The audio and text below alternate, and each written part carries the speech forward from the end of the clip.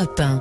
On sera tous week-end dans nos rendez-vous info dans l'arrière-pays niçois. C'est un week-end de commémoration, de deuil, de souvenirs. C'était il y a pile un an, le passage de la tempête Alex. 13 communes ont été touchées, 18 victimes, dont 10 seulement ont été retrouvées. Immense catastrophe, on s'en souvient. La facture dépasse le milliard d'euros. Le fonds de prévention des risques naturels majeurs, ce qu'on appelle le fonds Barnier, qui permet d'indemniser les particuliers et de détruire les biens devenus dangereux, se fait attendre. Ce sont plus de 400 maisons qui sont concernées, mais beaucoup de sinistrés ne veulent pas en entendre parler. Reportage dans la vallée du Queyros à Saorge, Frédéric Michel.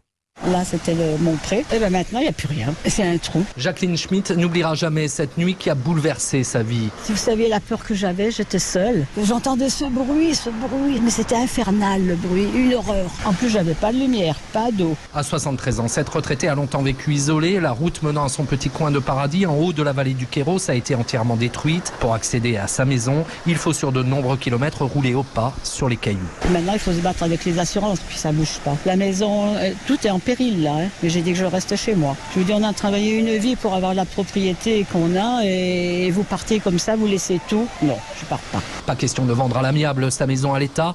Jacqueline préfère partager financièrement les travaux d'enrochement estimés à 100 000 €, mais pour le préfet de la reconstruction, Xavier Pelletier, le risque est trop grand. C'est compliqué, il faut se mettre à la place des sinistrés, mais à un moment donné, il ne faut pas avoir la main qui tremble parce que ce sont des vies qui sont en jeu. On sait qu'on aura à nouveau des intempéries extrêmement dévastatrices. En plus, la zone méditerranéenne est particulièrement exposée au niveau mondial. Mais Jacqueline prévient, il faudra l'enchaîner pour la faire partir. Frédéric Michel, correspondant européen sur place. Nous ne vous lâcherons pas et je viendrai avant la fin de l'année. Déclaration d'Emmanuel Macron ce matin dans les colonnes de Nice matin. Et puis je recevrai dans 3 quarts d'heure maintenant le maire de Saint-Martin-Vésubie, l'une des communes les plus touchées il y a un an. On se souvient encore de ces images de pans entiers, de maisons, de ponts avalés par la rivière, des villages détruits, isolés pendant des jours et un bilan humain très lourd, 18 victimes.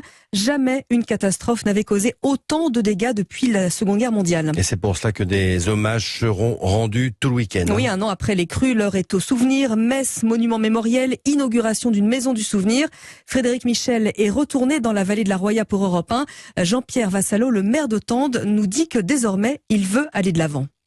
On commence à aller mieux, mais on est encore dans la plaie ouverte. Bon, vous savez qu'on était descendu aux enfers, il y a eu des bouffées d'oxygène qui sont importantes. Bon, le premier signe encourageant, c'est l'investissement énorme qui est mis sur la route. Franchement, l'année dernière, à cette époque, on ne pouvait pas imaginer qu'aujourd'hui, on aurait pu en être déjà là avec des travaux sur la route. C'est énorme ce que fait le conseil départemental. On a un bon préfet pour la reconstruction, on fonctionne bien. Donc, il faut remonter nos besoins. Il y a 520 millions qui sont mis pour la reconstruction, mais il faut aller vite. C'est la course contre la montre. Il faut qu'on ne laisse pas tomber la pression sur notre commune. Il y a à peu près une 50aine de familles qui sont parties, mais qui ont envie de revenir. Mais seulement tant qu'on n'a pas réalisé la protection des berges, ces gens ne sont pas autorisés à rentrer chez eux. Donc il faut que ces travaux de consolidation des berges soient réalisés le plus possible pour que ces gens puissent rentrer dans leur maison. Il faut se projeter vers l'avenir. Il faut qu'on montre que rapidement, on pourra avoir une vie normale. Et on est optimiste.